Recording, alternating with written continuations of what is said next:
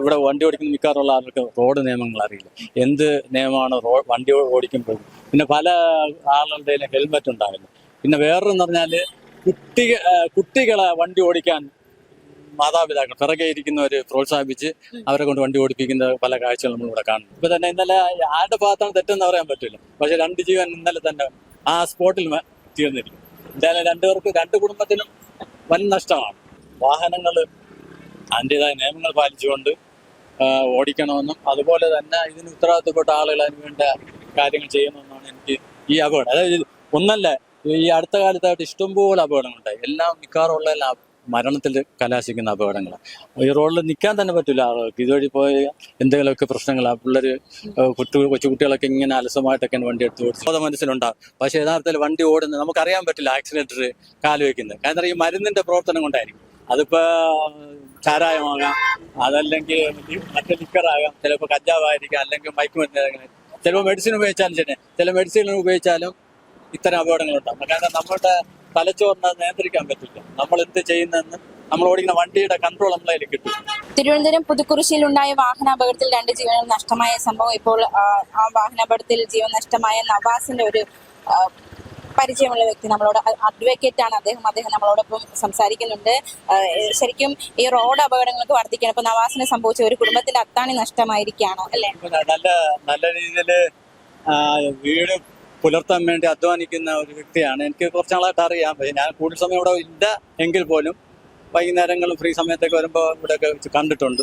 പിന്നെ എനിക്ക് പ്രധാനമായിട്ട് പറയാനുള്ളത് ഈ പരിസരത്ത് അമിതമായ വാഹനത്തിന്റെ ബാഹുല്യവും അതുപോലെ അമിതമായ സ്പീഡുമാണ്. ഒരുപാട് വാഹനങ്ങൾ നിയമങ്ങൾ ലംഘിച്ചുകൊണ്ടൊക്കെയാണ് ഓടിക്കുന്നത്. ഒന്നാമത്തെ സ്പീഡ് കൂടുതലാണ്. മിക്കവാറും ഉള്ള വാഹനങ്ങൾ അമിതമായ വേഗതയിലാണ് ഓടുന്നത്. ഈ അതിനുവേണ്ടിയുള്ള ഒരു സൗകര്യം ഈ റോഡിനില്ല. പക്ഷെ റോഡിന് ഉൾക്കൊള്ളാൻ കഴിയുന്നതിനേക്കാൾ കൂടുതൽ വാഹനം ഉണ്ട്. ഇപ്പോൾ ഈ ഹാർബറും അതുപോലെ തന്നെ ഈ പാലമൊക്കെ വന്നതിന് ശേഷം തിരുവനന്തപുരത്ത് നിന്ന് കൊല്ലം അതുപോലെ തന്നെ ഹാർബറിൽ പോകാനായിട്ട് ഒരുപാട് ഒരുപാട് നൂറുകണക്കിന് ആയിരക്കണക്കിന് ആളുകളാണ് ഇതുവഴി പോകുന്നത്. അതുപോലെ തന്നെ നേരത്തെ ഉണ്ടായിരുന്നതിനേക്കാൾ കൂടുതൽ വാഹനങ്ങളുണ്ട്. ഇപ്പോൾ പല വീടുകളിലും 1, 2, 3 വാഹനങ്ങളുണ്ട്. ഈ വാഹനങ്ങൾ പലപ്പോഴും കുട്ടികളെടുത്തുകൊണ്ട് പോകാറുണ്ട്. അതുപോലെ തന്നെ വ്യക്തമായ രേഖകളോ കാര്യങ്ങളോ ഇല്ലാതെയൊക്കെ പോകുന്ന കുറേ ആളുകൾ. അപ്പോൾ അവരൊക്കെ ഇങ്ങനെ വണ്ടി കാണുമ്പോൾ പെട്ടെന്ന് എടുത്തുകൊണ്ട് പോവുകയാണ്. ഈ പോകുന്നതിൽ നല്ലൊരു ശതമാനം ആളുകളും സ്പീഡ് കൂടുതലാണ്. പിന്നെ നിയമങ്ങൾ പാലിക്കാറില്ല, ഇൻഡിക്കേറ്റർ ഇടാറില്ല. അതുപോലെ തന്നെ ഒരു സ്ഥലത്ത് പോകുമ്പോൾ മറ്റു വാഹനങ്ങൾക്ക് എങ്ങനെയാണ് നമ്മൾ ബിഹേവ് ചെയ്യേണ്ടത്, ഒരു വാഹനം വരുമ്പോൾ നമ്മളെങ്ങനെ പ്രവർത്തിക്കണമെന്ന് ഈ കുട്ടികൾക്കാർക്കും അറിയില്ല. ഇപ്പോൾ ഇത് ഉണ്ടായത് ദൗർഭാഗ്യകരമായൊരു സംഭവമാണ്. കാരണം പെട്ടെന്ന് ഒരു ഇതാണ്. അത് മാത്രം കോളേജിൽ പഠിക്കുന്ന ഒരു പയ്യനും കൂടെയാണ്. ഒരു എഞ്ചിനീയറിംഗ് കോളേജ് വിദ്യാർത്ഥിയാണ്. എഞ്ചിനീയറിംഗ് കോളേജ് ആ വീട്ടിലെ ഒരു പയ്യനെ ഞാൻ അറിഞ്ഞിടത്തോളം ആ ഒരു പയ്യനെ ഉള്ളൂ. ആ വീട്ടിലെ പയ്യനെ ഉള്ളൂ. അവർ ഇത്ര വർഷത്തിന് ശേഷം കിട്ടിയ ഒരു മകനാണ്.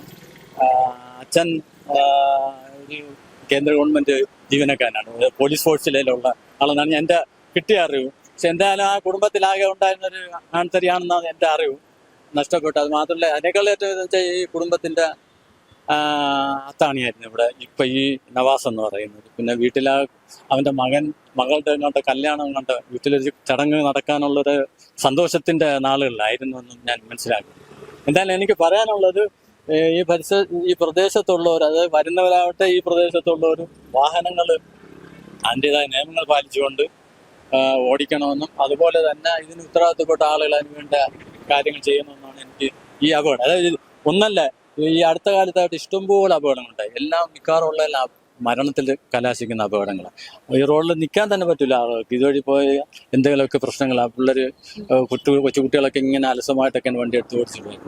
അതൊക്കെ കൺട്രോൾ ചെയ്യേണ്ടത് നമ്മുടെ ഈ ഭാഗത്തുള്ള ക്രമസമാധാന പാലനത്തിൽ മുടുക്കിയിരിക്കുന്നവരും നാട്ടുകാരൊക്കെ അതിനു വേണ്ടിയുള്ള എന്തൊക്കെയോ ആകെയുള്ള ഒരു റിക്വസ്റ്റ് എന്ന് പറയുന്നത് ഈ പരിസരത്തൂടെ പോകുമ്പോൾ സ്പീഡ് കുറയ്ക്കുക. ഏത് വാഹനം ഓടിച്ചാലും സ്പീഡ് കുറച്ച് പോകണമെന്ന് എനിക്ക് പറയാം.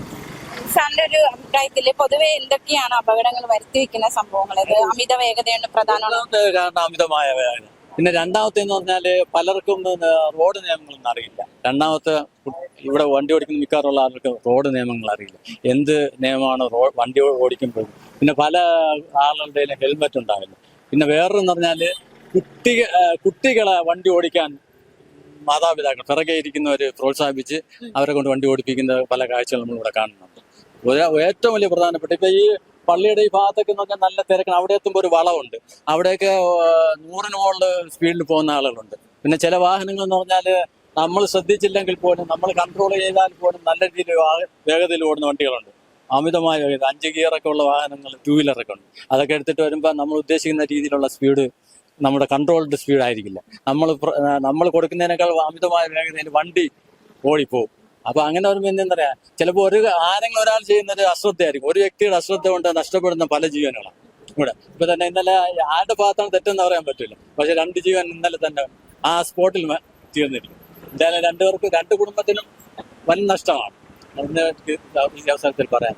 അത് മാത്രമല്ല, ഈ ബൈക്കുമായിട്ട് റോഡിൽ ഇറങ്ങുമ്പോൾ യുവാക്കള് ഭയങ്കര സ്പീഡിലാണ് അവർ പോകുന്നത്. നമുക്ക് കണ്ണടച്ച് തുറക്കുന്നതിന് മുമ്പ് പലരും നമ്മുടെ മുന്നിൽ നിന്ന് വളരെ ദൂരത്ത് എത്തും. അപ്പൊ അത്രയും സ്പീഡ് അവർ ഉപയോഗിക്കും. ഇത്തരത്തിലുള്ള ബൈക്കുകൾ റോഡിൽ ഇറങ്ങുമ്പോൾ അത് വലിയൊരു അപകടം തന്നെയാണ്. തീർച്ചയായും ഈ ബൈക്കുകളാണ് ഏറ്റവും കൂടുതൽ അപകടത്തിന് കാരണമായത്. ബൈക്കെന്ന് മാത്രമല്ല, കാറ് ഓടിക്കുന്നവരും ഈ ശരിയായ നിയമങ്ങൾ പാലിക്കാതെ ഓടിക്കുന്നവരുണ്ട്. പിന്നെ ചില ആളുകളില് മറ്റു ലഹരി മരുന്നുകൾ ഉപയോഗിക്കുന്നവരുണ്ട്.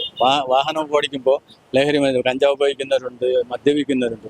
മദ്യത്തിന്റെ അളവോ അതുപോലെ ലഹരി മരുന്നിന്റെ സാന്നിധ്യമോ ഒക്കെ അപകടത്തിനൊരു കാരണമാകും. നമ്മളിപ്പോൾ ഒരു വണ്ടി ഓടിച്ചിട്ട് പോകുമ്പോൾ ഏതെങ്കിലും അത് തന്നെ ലഹരി മരുന്നിനായിരിക്കണം. ചിലപ്പോൾ മെഡിസിൻ ഉപയോഗിച്ചിട്ട് വന്നാലും നമ്മൾ ഉദ്ദേശിക്കുന്ന സ്പീഡിലായിരിക്കില്ല വണ്ടി. നമ്മൾ വിചാരിക്കും 60 സ്പീഡിൽ പോകുന്നതായിരിക്കും, അല്ലെങ്കിൽ 40 സ്പീഡിൽ പോകുന്ന വണ്ടിയാണ് നമ്മൾ ബോധ മനസ്സിലുണ്ടാകും. പക്ഷെ യഥാർത്ഥത്തിൽ വണ്ടി ഓടുന്നത് നമുക്കറിയാൻ പറ്റില്ല. ആക്സിലേറ്റർ കാല് വെക്കുന്നത് കാരണം ഈ മരുന്നിന്റെ പ്രവർത്തനം കൊണ്ടായിരിക്കും. അതിപ്പോ ചാരായമാകാം, അതല്ലെങ്കിൽ മറ്റേ ലിക്കറാകാം, ചിലപ്പോൾ കഞ്ചാവായിരിക്കാം, അല്ലെങ്കിൽ മയക്കുമരുന്ന്, ചിലപ്പോൾ മെഡിസിൻ ഉപയോഗിച്ചാലും ശരി. ചില മെഡിസിൻ ഉപയോഗിച്ചാലും ഇത്തരം അപകടങ്ങളുണ്ടാകും. കാരണം നമ്മുടെ തലച്ചോറിനെ നിയന്ത്രിക്കാൻ പറ്റില്ല. നമ്മൾ എന്ത് ചെയ്യുന്നതെന്ന് നമ്മൾ ഓടിക്കുന്ന വണ്ടിയുടെ കൺട്രോൾ നമ്മളെ കയ്യിൽ കിട്ടും. അതൊക്കെ ഒരു പ്രധാന കാരണമാണ്. ഈ ഒരു കാര്യങ്ങളുണ്ട്. ഓവർ സ്പീഡിന്റെ ഒരു പ്രധാന കാരണം ലഹരി പദാർത്ഥങ്ങളുടെ ഉപയോഗമുണ്ട് പിള്ളേരുടെ. ഇപ്പൊ ഈ ആർക്കും അവിടെ ഇവിടെയൊക്കെ വന്നതിന് ശേഷമാണെന്ന് ഇപ്പൊ ഈ അടുത്ത സമയത്ത് ഒരു മീറ്റിംഗ് ഉണ്ടായിരുന്ന സമയത്ത് അവിടെ വന്നതെന്ന് പറഞ്ഞാല് ഈ പിള്ളേരുടെയിലൊക്കെ ഇപ്പൊ പണ്ടുണ്ടായിരുന്നതിനേക്കാൾ കൂടുതലായിട്ട് കാശ് കയ്യിൽ വരുന്നുണ്ട്. അപ്പൊ പിള്ളേരുടെ കാശ് ഉണ്ടായിരിക്കുമ്പോൾ അവർ ചിലപ്പോൾ ഇങ്ങനെയുള്ള പെട്രോൾ വാങ്ങിക്കാനുള്ള പൈസ കിട്ടുന്നുണ്ട്, വണ്ടിയുണ്ട്. അപ്പൊ അതുമായിട്ടാണ് വണ്ടി എടുത്തോണ്ട് പോകും. അതുപോലെ തന്നെ ഈ മയക്കുമരുന്നൊക്കെ ഉപയോഗിക്കാൻ പറ്റുമെങ്കിൽ അവർ, എനിക്കറിയില്ല, ഞാനിതിനെ കണ്ടിട്ടില്ല. പക്ഷെ ഇത് അങ്ങനെ ഉപയോഗിച്ചാലും എന്ത് ചെയ്യാൻ പറ്റും, എന്തെങ്കിലും ഒരു വസ്തു ഉപയോഗിച്ചുകൊണ്ട് നമ്മൾ വണ്ടി ഓടിച്ചാൽ നമ്മളുടെ ബ്രെയിനിന് അത് കൺട്രോൾ ചെയ്യാൻ പറ്റില്ല. നമ്മളിപ്പോൾ 40 സ്പീഡിന് പോകുന്നത് നമുക്ക് തോന്നും, പക്ഷെ 40 സ്പീഡിനായിരിക്കില്ല ആക്സിലേറ്റർ കൊടുക്കുന്നത്. അതിനേക്കാൾ വേഗതയിൽ ആക്സിലേറ്റർ കൊടുക്കും. അത് നമ്മൾ തലച്ചോറിനുള്ള കൺട്രോൾ പോകുന്നുണ്ടായിരിക്കും. അപ്പൊ അങ്ങനെ ഇതുണ്ട്. നിയന്ത്രിക്കാൻ ഒന്ന് ഓവർ സ്പീഡ് വയ്ക്കും, സാധാരണക്കാരായാലും ആരായാലും. അതുപോലെ തന്നെ മരുന്നുകൾ ഉപയോഗിച്ചിട്ടുണ്ട്. ഏതെങ്കിലും തരത്തിലുള്ള നമ്മുടെ കൺട്രോളിന് മാറ്റുന്ന മരുന്നുകൾ, അതിപ്പോൾ മെഡിസിനാ ഏതെങ്കിലും അസുഖത്തിന് ഉപയോഗിക്കുന്നത്. ഇപ്പോൾ ചില മരുന്നുകൾ ഉപയോഗിച്ച് കഴിഞ്ഞാൽ നമുക്ക് ബോധം ഉറക്കത്തിന്റെ ഇത് വരും, അങ്ങനെയുള്ളത്. പിന്നെ വേറൊരു കാര്യം എന്ന് പറഞ്ഞാൽ, ആർക്കെങ്കിലും ഇപ്പോൾ ചിലപ്പോൾ ദീർഘദൂരം വണ്ടിയിൽ യാത്ര ചെയ്യുന്നവരാണെങ്കിൽ ഉറങ്ങേണ്ട സമയത്ത് ഉറങ്ങിയിട്ട് വണ്ടി ഓടിക്കും. ചില ആളുകൾ കണ്ടിന്യൂസ് ആയിട്ട് വണ്ടി ഓടിക്കുന്നവർക്കും അപകടം ഉണ്ടാകാൻ സാധ്യതയുണ്ട്. അപ്പൊ ഇങ്ങനെ 2-3 കാര്യങ്ങളുണ്ട്. ഏതെങ്കിലും മരുന്നിന്റെ ഉപയോഗം, അതുപോലെ തന്നെ മറ്റ് ലഹരി പദാർത്ഥങ്ങളുടെ ഉപയോഗം, അതുപോലെ തന്നെ ഉറക്കം നഷ്ടപ്പെടുത്തിക്കൊണ്ടുള്ള വണ്ടി ഓടിക്കൽ, അതുപോലെ തന്നെ ഈ ഓവർ സ്പീഡ്, പിന്നെ നിയമങ്ങൾ അറിയാതെയുള്ള ഓടിക്കൽ, ഇതൊക്കെ അപകടങ്ങൾക്ക് ഒരു പ്രധാന കാരണമാണ്. ഈ വാഹനാപകടങ്ങൾ കുറയ്ക്കാൻ നമുക്ക് എന്ത് ചെയ്യാൻ പറ്റും? അത് ഒന്നാമത്തെ കാര്യം എന്ന് വെച്ചാൽ ഒരു ബോധവൽക്കരണം നോക്കി നടത്തണം. നമ്മളെ ഉത്തരവാദിത്തപ്പെട്ടവരെയാ ഈ പ്രദേശത്ത് ഒരു ഈ പ്രദേശം നല്ല രീതിയിലുള്ള അപകടമുണ്ട്. എന്റെ അറിവിൽ തന്നെ ഇഷ്ടംപോലെ അപകടമാണ്. ഒരു ബോധവൽക്കരണം ആവശ്യമാണ്. ആളുകളോട് പറഞ്ഞു കൊടുക്കും. ഇപ്പൊ വീട്ടിന്റെ അച്ഛനോ അമ്മയോ ഒക്കെ വണ്ടി എടുത്തിട്ട് പോകുമ്പോൾ മക്കള് ഉപദേശിച്ച് നല്ല രീതിയിൽ പറഞ്ഞ പതുക്കെ കൊണ്ട് വണ്ടി ഓടിച്ചിട്ട് പോകണം. അവർക്ക് ആവശ്യമായ രേഖകളുണ്ട്, അല്ലെ നല്ല രീതിയിൽ പ്രാക്ടീസ് ചെയ്തിട്ടാണ് അവർ വണ്ടി ഓടിക്കുന്നത്. നല്ല പരിജ്ഞാനം ഇല്ലാത്ത ഒരു വണ്ടി എടുത്തിട്ട് വന്നാൽ അവിടെ കയ്യിൽ നിൽക്കില്ലല്ലോ. അപ്പൊ അങ്ങനെയുള്ള കാര്യങ്ങൾ നമ്മൾ വീട്ടുകാർ ശ്രദ്ധിക്കണം. പിന്നെ റോഡിൽ നമ്മൾ ഒരു പ്രധാന കാരണം എന്ന് വെച്ചാൽ ഇഷ്ടംപോലെ വണ്ടിയുണ്ട്. അപ്പൊ നമ്മൾ ഉദ്ദേശിക്കുന്നതിനേക്കാൾ എത്ര കൺട്രോൾ ചെയ്താൽ അപകടങ്ങൾ സാധ്യത ഉള്ള ഒരു റോഡാണ്. പക്ഷെ കഴിവിന്റെ പരമാവധി നമ്മൾ ശ്രദ്ധിച്ചാൽ കുറെയൊക്കെ ഒഴിവാക്കാൻ പറ്റും. അതാണ് എനിക്ക് പറയാനുള്ളത്. നമ്മൾ ശ്രദ്ധിച്ചാൽ കുറെയൊക്കെ ഒഴിവാക്കാം.